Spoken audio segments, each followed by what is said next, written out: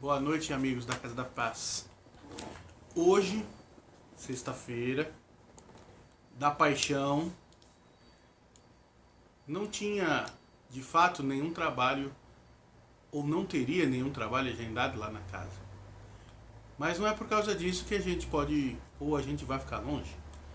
Então eu resolvi fazer esse pequeno vídeo pra gente conversar um pouco, pra gente ter mais esperança. Pode parecer que não, mas essa semana, para os católicos, é uma semana de esperança. A Páscoa, para os judeus, é esperança. Então a gente pode pegar emprestado esses temas para nossa esperança. Ainda separados que a gente está por conta do coronavírus e a necessidade de isolamento social, a gente não precisa estar tão distante assim. Então convido a todos para fechar os nossos olhos e rogarmos a Deus nosso Pai e a Jesus que se faça presente neste instante aqui em casa. Vou pedir também para o Rai e para o Oscarlino me envolver com muito carinho para a gente conversar o assunto que eu escolhi para hoje. E que ao final dessa nossa conversa, todos nós daqui, eu, o Rai e o Oscarlino, e vocês daí, com certeza também com o apoio do Rai e do Oscarlino e de toda a espiritualidade, que a gente possa se sentir melhor, mais esperançoso, e que a gente possa distribuir essa esperança para aqueles que nos são tão caros e para todas as outras pessoas em volta. Que assim seja. Pois bem, eu ainda tenho um tema que o Oscarlino separou para mim para sexta-feira. Hoje eu gostaria de falar sobre um outro assunto. Eu gostaria de falar sobre Jesus e aquela passagem da Semana Santa que consta na Bíblia. Que a gente sabe que é um assunto que não está no Evangelho segundo o Espiritismo. Mas que nesses momentos atuais, essa passagem também pode nos servir de uma forma bem interessante e de uma forma bem gostosa. Consta na Bíblia que Jesus, já pelos últimos dias que ele estava com seus apóstolos, antes da crucificação, ele entrou na cidade de Jerusalém, em cima de um burrinho, e aconteceu um fenômeno social que todos nós conhecemos hoje como Domingo de Ramos. Foi uma passagem onde as pessoas colocavam ramos na rua para Jesus passar com o jumentinho. E de lá para cá, desse Domingo de Ramos até a sexta-feira, considerada a sexta-feira da Paixão, muitos eventos aconteceram na vida de Jesus. Eventos interessantíssimos, que vão da ceia, né? Que vão da oração nos Montes das Oliveiras, do suposto chorar sangue de Jesus, de sua prisão, posteriormente de uma tortura, do seu julgamento, até a crucificação. Para os cristãos daquela época, todos esses fenômenos sociais, esses fatos, foram o auge da agonia, não só de Jesus, mas da agonia deles. Porque Jesus, o Mestre, na cabeça deles veio com outro propósito. E estava sofrendo algo por parte dos judeus e também dos romanos que ia de encontro a tudo aquilo que eles imaginavam que seria o futuro. E nós estamos passando em algo bem próximo disso. Nós estamos passando, nesses últimos 20 dias, quase um mês, por uma situação muito nova. Eu lá, com quase 50 anos, é a primeira vez que passo por isso na vida. E eu até questiono o seu Francisco e a dona Neri, se na idade deles eles passaram por algo parecido. Talvez, e eu não sei se eles tiveram a oportunidade de conhecer a gripe espanhola, eles tivessem visto algo semelhante. Eu não sei. Eu sei que eu não vivi. Então, é a situação mais catastrófica realmente que eu tenho visto. E que atingiu quase, ou se não quase, o mundo todo. A gente tem bastante informação, mas não sabe o que está acontecendo ainda em determinados locais da África, em determinados locais da Oceania, lá na Rússia, na Sibéria, a gente não sabe o que acontece lá. Mas a gente sabe que boa parte do mundo está sofrendo os efeitos desse vírus, do coronavírus. E aí a gente fica naquela situação, nossa, será que tudo acabou? Será que a humanidade vai acabar? A gente tem aí algumas histórias, inclusive, até algumas mensagens espíritas, falando sobre o evento coronavírus, algumas mensagens tentando nos dar alento, nos dar esperança, e outras mensagens um tanto duras, do tipo, convertam-se, parecendo meio João Batista na época de Jesus, convertam-se, a gente está no final dos tempos. E algumas pessoas que entram em contato com essas mensagens, elas ficam até meio atônitas. Nossa, será que é verdade? Será que não é? A mediunidade de Chico Xavier foi uma mediunidade fantástica. Até hoje, no meu conhecimento, ninguém foi capaz de reproduzir uma capacidade mediúnica igual a dele.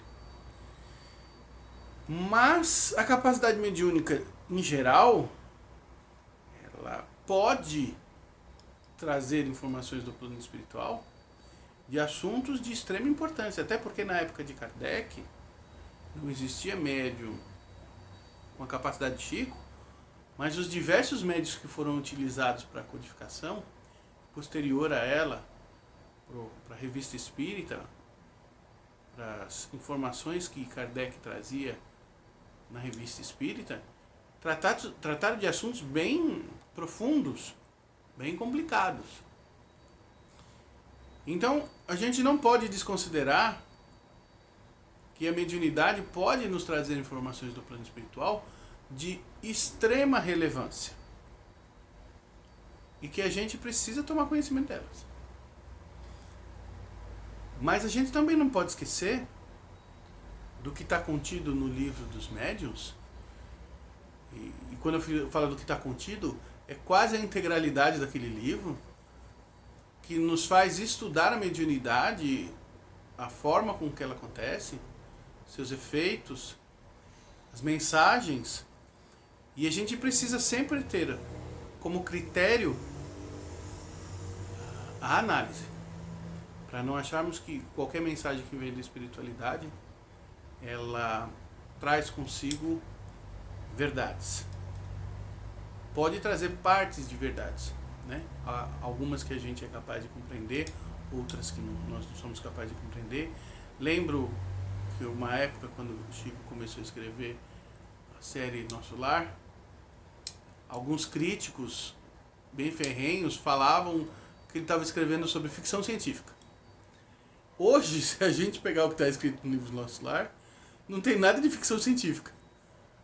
A gente tem hoje aparelhos que eram mencionados lá. E não só em Nosso Lar. No livro da Memória de um Suicida, também tem aparelhos semelhantes. E que à época poderia ser considerado ficção científica. Mas não são. Então, talvez até as mensagens que a gente receba agora, através desses médios e que a gente faça uma análise delas, possa sofrer um certo preconceito da nossa parte em relação a isso, né? Coisas que nós ainda não somos capazes de compreender. Mas com certeza o futuro vai destrinchar tudo isso e vai nos mostrar a verdade real, que é o que vai acontecer. Então, assim, sem desmerecer nenhuma mensagem, a gente tem que analisá-las com muito critério e retirar delas sempre o que é melhor. Existem alguns conselhos que estão em algumas que eu ouvi e são prudentes mesmo da gente estar seguindo, né? Quando fala em reforma íntima, quando fala em mudança de comportamento, sim, é importante que cada um de nós, dentro da nossa esfera de poder, na nossa esfera de decisão, que a gente atue no sentido de nos melhorarmos. Claro, isso não precisava da pandemia para a gente dizer. A gente já fala sobre isso, a gente já pensa sobre isso há muito tempo. E a gente já tenta executar também há muito tempo. Não é? Talvez agora a gente tenha que executar com um pouco mais de afã, com um pouco mais de força, com um pouco mais de ligeireza, né? Mas o que eu queria conversar com vocês hoje não está só relacionado com essas coisas, está relacionado com a questão da esperança mesmo. Voltando lá para a historinha de Jesus, voltando lá para essa semana interessante que Jesus viveu, é que hoje a gente está na Sexta-feira Santa. Mas se a gente pular 2 dias, para mim é 2, tá? Falam que Jesus ressuscitou no 3º dia. Aí fica, para mim é muito confuso isso. Porque da sexta-feira para o domingo são 2 dias, nas minhas contas. Mas isso não importa. O importante é a gente saber que houve um momento que Jesus retornou. Se não num corpo físico igual ao nosso, através de uma ressurreição do corpo, através de uma materialização do seu perispírito. Isso não seria nada difícil, pensando na capacidade que Jesus tinha, não só de médium, mas de espírito, e a evolução que ele tem. Então isso não é muito difícil da gente acreditar. E nesta mensagem no retorno, que é a Páscoa, é interessante a gente perceber que toda aquela agonia que se passou alguns dias antes, ela ficou para trás. Fica a mensagem, conforme Paulo de Tarso comenta, que Jesus venceu a morte. E venceu. Se a gente pensar na morte física, num corpo que fica em decomposição, ele venceu a morte física, porque a essência, que somos nós, espíritos, permaneceu. A nossa também vai permanecer. Então, essa ressurreição, que a gente pode colocar, esse retorno de Jesus que a gente pode colocar, mostra que ao final da história de agonia, tem sempre um final feliz. É engraçado como a Disney descobriu isso. A Disney, quando faz os filmes, tem sempre um final feliz. Fica uma coisa bem clichê, inclusive. Até nos filmes mais tenebrosos, que a gente pode pegar o último que saiu, Malévola 2 também, que tratam de um personagem que até então era um personagem do mal em todas as historinhas infantis, Malévola, a bruxa, a gente percebe que tem um final feliz.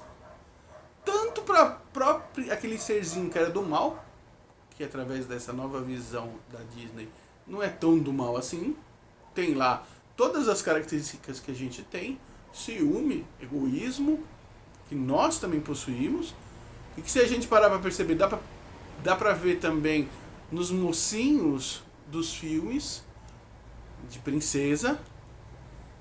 Todas essas características são bem humanas. Talvez o grau que Malévola tinha era um pouco maior. As atitudes que ela tomou nas histórias originais inclusive nessa nova visão, mostram alguém mais aferrenha pro lado não tão bom. Mas que ao final a gente chega à conclusão de que nós todos temos como destino o bem, como destino o bom, como destino o belo. São as três coisas que a gente vai enxergar no fim do túnel em qualquer história. E a gente viu isso na história de Jesus. O bem, o bom e o belo. A figura de Jesus retornando, o carinho com que ele trata os apóstolos, os discípulos, todo um meandro de necessidades próprias dele, não me toques agora, ainda não retornei. Entretanto, vai lá para Tomé e fala assim, ó, toca aqui, você, um cara tão cheio de dúvida, tá aqui, toca. Então a gente começa a perceber que existe sempre um final feliz. E a esperança de observar esta história hoje, e as outras também que eu comentei, é que nós estamos passando por um momento difícil, mas que vai ter um final feliz. Então eu enxergo que ao final desse nosso isolamento social, nós vamos sair em relação a algumas coisas fortalecidos. Se até hoje o ato de dar a mão era um ato tão corriqueiro, banal, que a gente não se dava tanta atenção quanto deveria, porque a origem desse ato lá atrás, acho que na era medieval, é um ato importante, dar as mãos. Se celebravam contratos através de dar as mãos. Em Roma era assim, dar as mãos, ali finalizava o contrato. E a gente banalizou isso. E hoje nós não podemos dar as mãos. Não podemos, vírgula. Não é apropriado, né? Vamos colocar nesse sentido mais interessante. Hoje não é apropriado que a gente se abrace. E a gente às vezes abraçava num tom de falsidade tão grande. Num tom de, tô abraçando, mas eu não sinto nada por essa pessoa. Então pelo menos essas duas atitudes à primeira vista, serão atitudes que a gente vai dizer assim, poxa, como é gostoso tocar o outro. Como é gostoso estar nos braços do outro, que gosta da gente, né? De um filho, de um pai, de um companheiro, de um amigo. Como é gostoso estar aconchegado no outro. E essa esperança a gente não perdeu, ela é momentânea, a gente não está podendo agora, mas a gente vai poder no futuro. E que a gente perceba que essa dificuldade atual, ela tem muito a nos ensinar em relação a tudo isso. E ela tem muito a nos ensinar em relação a atitudes de vida, a valores, a comportamentos. Então ela vem também como uma forma de nos dar lição de vida e reforma moral. Tudo serve para isso, né? Mas que a gente não perca a esperança. E esse que eu queria que ficasse como foco mais forte, a esperança de que tudo isso vai passar. Tem, inclusive, uma passagenzinha atribuída a Chico Xavier, que parece que ele estava passando por uma dificuldade, e Emmanuel fala, tudo isso vai passar, tudo passa. E aí a gente tem que entender, as coisas ruins passam, as coisas boas também passam. E a gente tem na Bíblia várias histórias que falam sobre isso. Eu posso lembrar, inclusive lembrei agora, uma história lá atrás, sobre um rei, acho que da Babilônia, das 7 vacas gordas e das 7 vacas magras, que foi um sonho que ele teve. E depois José, filho de Jacó, que foi vendido pelos irmãos ao povo da Babilônia, se não me engano. E ele adivinhou o que seria esse sonho, depois de ter adivinhado outros. que outras pessoas teve, adivinhou esse sonho do rei, orientou o rei e aquele povo não passou pela privação que estaria sujeito se ninguém tivesse conseguido interpretar o sonho.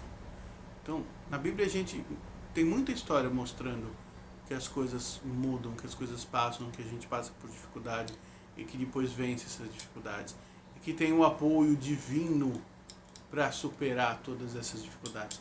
E nós temos o apoio divino, nós temos o apoio da espiritualidade. Certamente nenhum dos espíritos amigos da Casa da Paz nos deixa desamparado. Nem agora e nem quando a gente não está fazendo esse vídeo ou quando a gente não está assistindo esse vídeo. Certamente a gente tem o concurso dos nossos amigos espirituais. Às vezes é nós que não conseguimos sintonizar, é nós que não conseguimos um padrão vibratório adequado para estarmos em comunhão com eles, em convivência com eles. E isso é uma obrigação nossa, não é uma obrigação deles, não é? Então fica essa lição. Nós temos tudo para dar certo. Nós vamos vencer. É questão de tempo, perseverança e talvez modificação de alguns comportamentos e valores que não estavam tão adequados, mas que passarão a estar melhor compreendidos e melhor realizados no futuro. Não é? Convido todo mundo então de novo a fechar os olhos, agradecendo que vocês tenham vindo ver o nosso vídeo, agradecendo a espiritualidade, a Jesus, ao Oscarlino e ao Rai, agradecendo a Casa da Paz, agradecendo a Ana que sempre dá oportunidade e desafios pra gente, e que a gente possa, não muito longe, se reencontrar novamente. Todos nós, bem, não é? Todos nós são. Mas que se alguma dificuldade percorrer, que a gente tiver que percorrer nesse caminho, que a gente saiba que a nossa vida física não é a principal. Esta aqui é passageira e nós estamos sujeitos sempre às modificações que elas nos impõem. Acreditamos e acreditemos que Deus é imutável e Deus nos ama. Que a gente fique em paz, que a gente permaneça em paz e a gente distribua essa paz e esta esperança. Que assim seja.